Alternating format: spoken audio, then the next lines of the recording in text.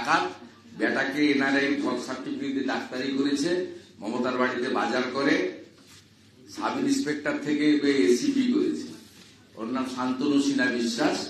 মমতার বাড়িতে সকালবেলা মাছটা, আলুটা, মূলাটা বাজার করে দেয়। হ্যাঁ, সেটাই দাবি তো আমার। যে বলছে, তার প্রেসিডেন্ট অব দি অর্গানাইজেশন বলছে বিজিতেশ্বর রাউত, যে চতুর্থবারের জন্য মমতা বন্দ্যোপাধ্যায়কে মুখ্যমন্ত্রী করব আমরা। এই কাজটা আমাদের মে মাস পর্যন্ত আগামী। পরিষ্কার, এটার জন্যই তো বলছি যে ওয়েলফেয়ার অ্যাসোসিয়েশনের যারা সদস্য তাদেরকে সরিয়ে নির্বাচন করতে হবে। কারণ they express their views and commitment in front of media and everybody. তারা বলে দিল, আপনি তো ভোট তো আপনার গোপন বিষয়, সমর্থন তো আপনার ভোট বিষয়, কিন্তু ইনি সরকারি প্ল্যাটফর্ম থেকে বলে দিল। সেই কারণেই এই চিঠি আজকে আমি দিয়েছি এবং এর সঙ্গে ওয়েলফেয়ার অ্যাসোসিয়েশনের যে রাজ্য সরকারের গাইডলাইন, একদম পুরো গাইডলাইনটা আমি পুরো ডিটেলসে, আপনারা চিঠি পেলে পড়বেন, একদম পুরো গাইডলাইন দেওয়া আছে, মেমো নাম্বার সহ পুরো সরকারের গাইডলাইন, সরকারের নির্দেশিকা, what to do, what not to do, Mamata Banerjee সরকারের। তাতে পরিষ্কার সব দিয়েই বলা আছে যে আপনি 3 মাস আগে থেকেই পরিকল্পনা করে এদেরকে সরাতে হবে। এবং খুব ডেঞ্জারাস বিষয়, এটা তো আমি ইলেকশন কমিশনকে দিয়েছি এবং আপনারা সংবাদ মাধ্যমও, সংবিধানের 4th স্তম্ভ, আপনারা নিজেরাই বলছেন যে এরা পলিটিক্স করতে পারে না এইভাবে। যাই হোক, পশ্চিমবঙ্গে সবই সম্ভব। আমি এর আগে আপনাদের একটা বলেছিলাম, পোশাক না পরে ডিউটি করেন।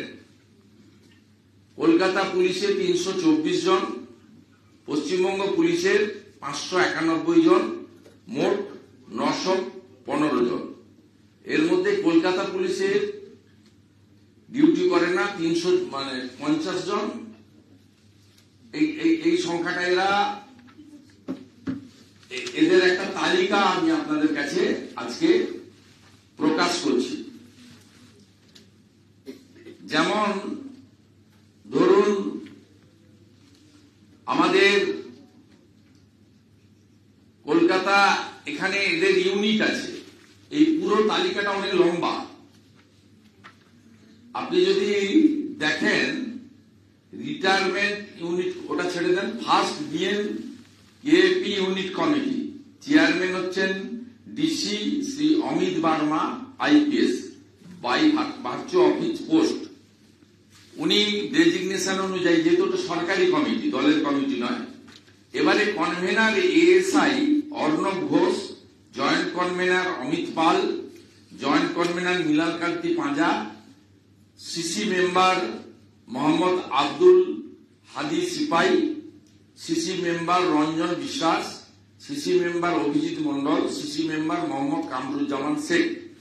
এইরকম কলকাতা পুলিশে এবং রাজ্য পুলিশ মিলিয়ে 850, আপনার মোট 915 জন এরা আছে যারা ইউনিফর্ম পরে না। তাহলে আপনি বলুন, আজকে এদেরকে দিয়ে আপনি কাল থেকে যে অবস্থাটা সিও অফিসে করেছে, সেখানে এখনো লিফটের সামনে নন বিএলও যারা, তারা সেখানে বসে আছে। সেই তৃণমূলের যারা নেতা, মইদুল, মনীষ, এখনো লিফটের সামনে বসে আছে।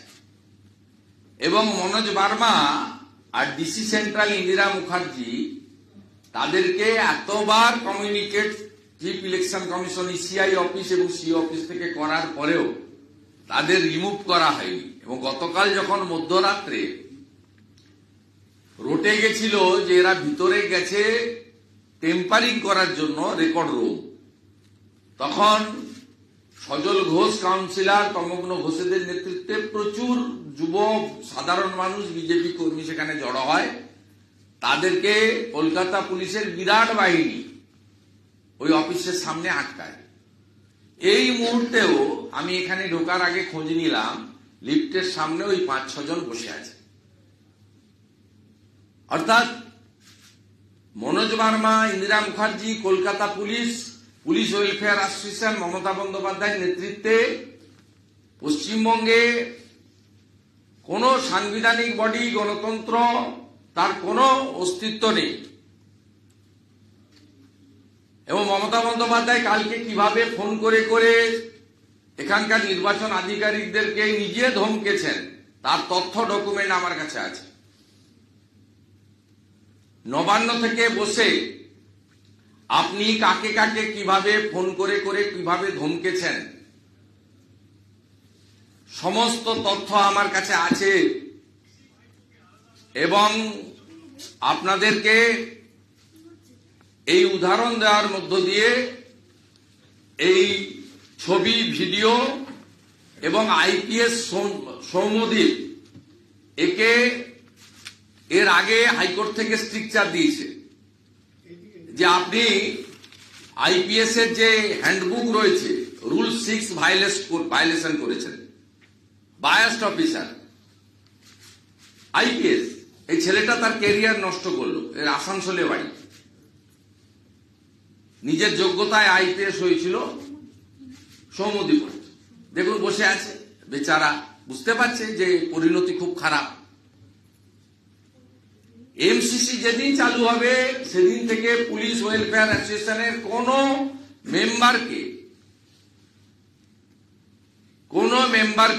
কোন পদাধিকারীকে নির্বাচন সংক্রান্ত কোন কাজে এমসিসি পর্যন্ত থাকবে না। এবং গত লোকসভা ভোটে আপনারা পুলিশ সদস্যদের ভোট দিতে দেননি, পোস্টাল ব্যালট ইস্যু করেননি। আমার কাছে 30টা মোবাইল ফোনের স্ক্রিনশট রয়েছে, যেখানে মোবাইল ফোনের স্ক্রিনশট তুলে পাঠাতে হয়েছে পুলিশ ওয়েলফেয়ার অ্যাসোসিয়েশনে ঘাসের উপর জোড়া ফুলে টিক মেরে। এবং নাম দেওয়া হয়েছিল এই পুরো পুলিশের ভোট লুটটাকে টেম্পারেচার কোড নেমে লুট করা হয়েছে ভোট। পুলিশ কনস্টেবলদের 80% পুলিশ সদস্যা এই সরকারের পতন চায়, কিন্তু জোর করে এই লোকগুলো, কেউ কনস্টেবল থেকে ইন্সপেক্টর হয়েছে, এই বিজিতেশ্বর প্রচুর জায়গা কিনেছে, মেয়ের চাকরি নিয়েছে। আমাদের যা সব তথ্য আছে, পরিণতি খুব খারাপ। কাঁথির উপর দিয়ে গেছেন, বিরাট কিছু করে দিয়েছেন। কাঁথির উপর দিয়েই তো দীঘায় যেতে হবে, অন্য তো রাস্তা নেই, বিকল্প রাস্তা। একটা রাস্তা আছে, বাংলাদেশ দিয়ে আসা যেতে পারে।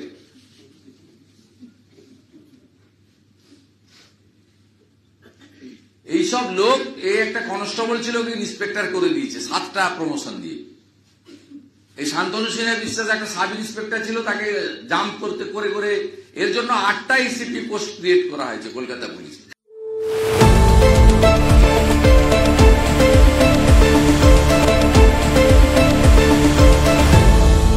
আপনারা দেখছেন এই বেলা বাংলা, শিরোনামে সবার আগে।